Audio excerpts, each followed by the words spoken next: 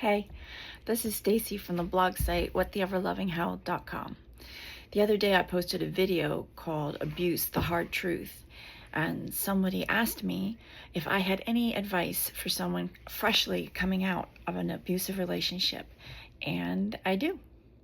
I'm going to tell you some things in this video that I did that were extremely helpful, and I'm going to tell you some things that I know now that I wish I had known then, because I would have implemented them and I think they would have been very helpful.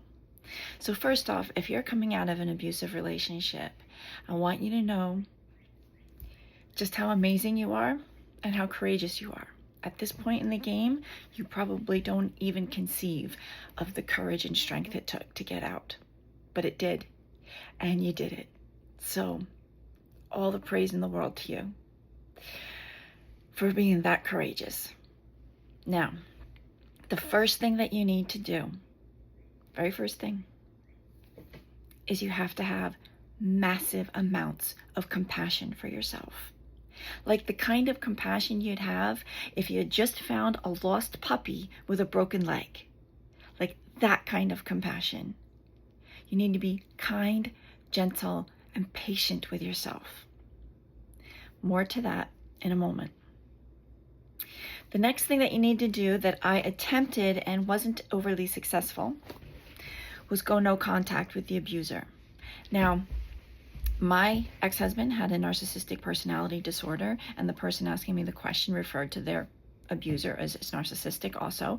But for the purposes of this video, we're not going to say narcissistic, we're just going to say an abuser.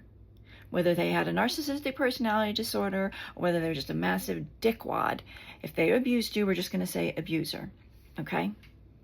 You need to go no contact with the abuser. Unless you have children together and you have to figure out some sort of co-parenting, there's no reason to be in contact with them. And remember that any contact with an abuser, and they will abuse you because they're an abuser. It's what they do. So no contact. I didn't appreciate the necessity of this at the very beginning. So at the very beginning, going over divorce stuff, we kept in contact. Going over some business stuff, we kept in contact. I could have said no to both of those things. I could have been like, talk to my lawyer and just gotten out of the business stuff altogether.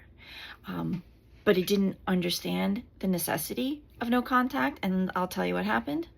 It took me 4 years to get him to stop harassing me. And for two of those years, I didn't respond to him. He was blocked on everything I could possibly block him on.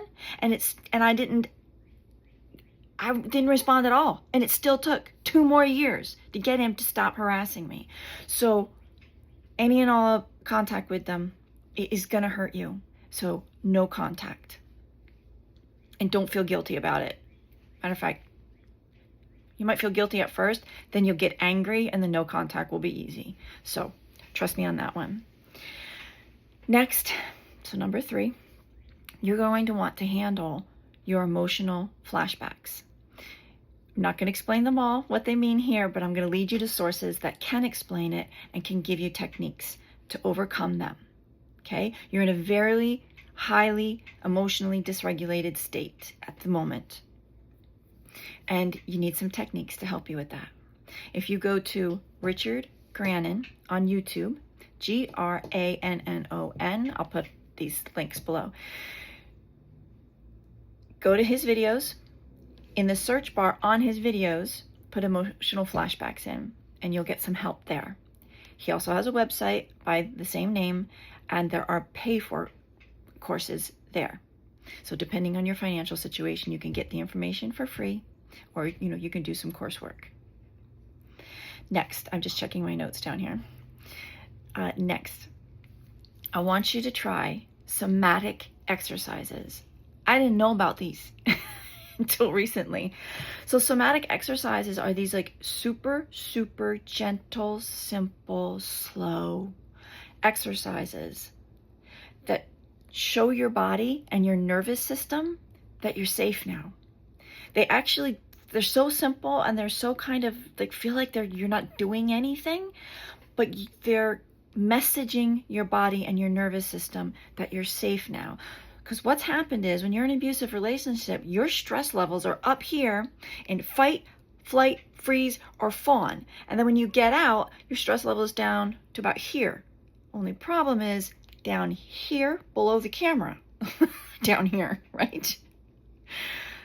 Are healthy, normal levels of stress. Okay, you're still here. You are here, but you're here. And here is a functional state of fight, flight, freeze, or fawn. And you want to do these somatic exercises to take those stress levels down even further and show your body and nervous system that you're okay now. There's multiple sources for this, okay? You could do something as simple as go on Amazon and put in somatic exercise cards, and for like $12 buy a deck of cards that'll give you these exercises. On Instagram, I found a couple of people. The Workout Witch, very pretty lady with dark hair, and almost all her videos have something pink in them. She has excellent, tons of free information, excellent stuff there. There's a fellow named Ryan, R-Y-A-N, Rose Evans. English dude, big, bald, tattoos.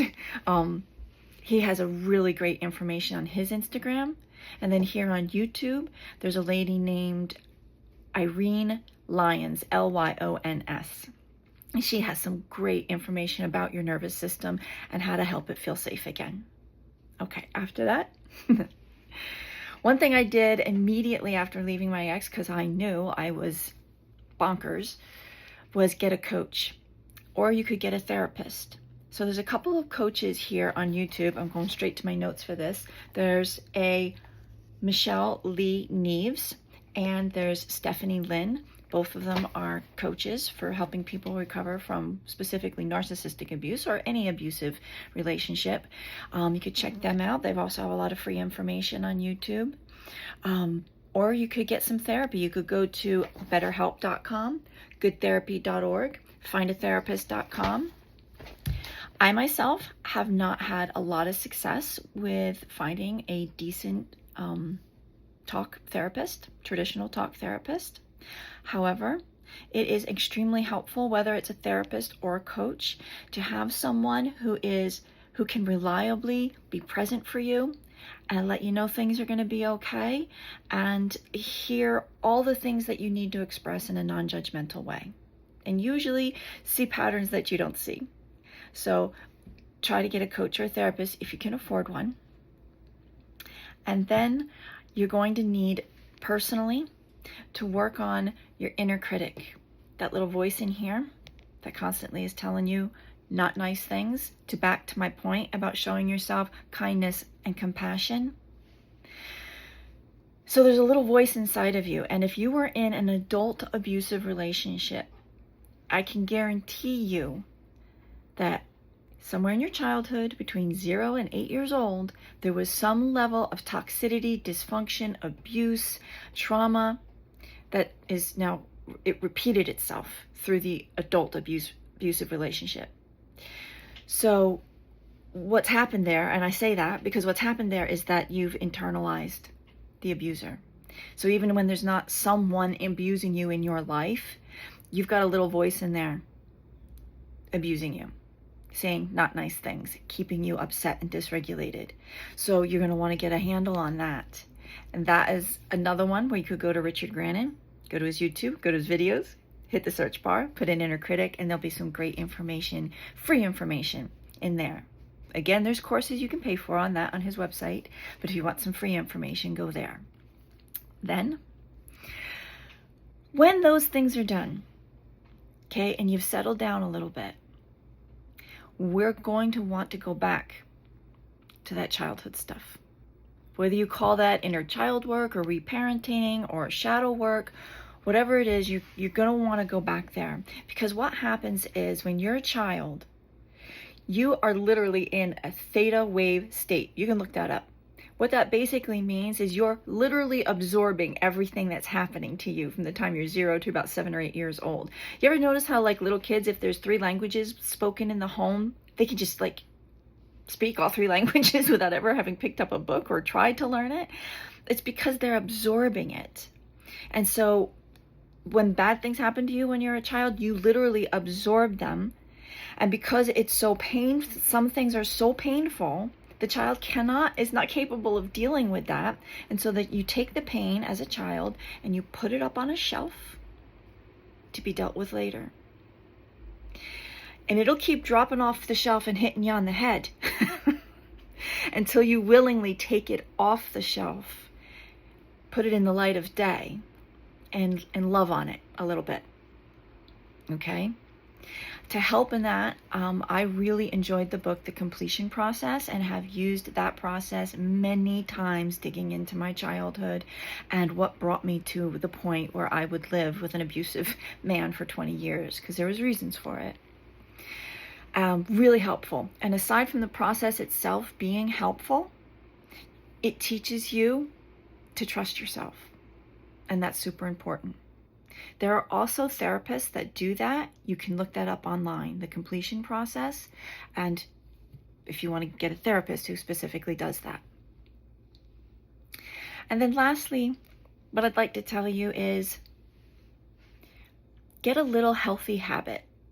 It could be super, super simple. It could be like you just buy yourself some nice bottles of spring water and make sure you drink 3 a day. It doesn't matter. Just a super simple little healthy habit.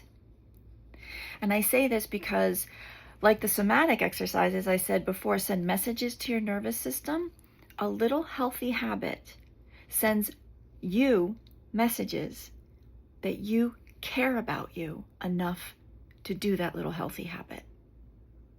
And I think that's super important.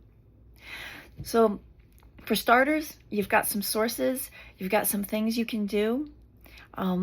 Question or comment below, and all the best. Thanks. Next time.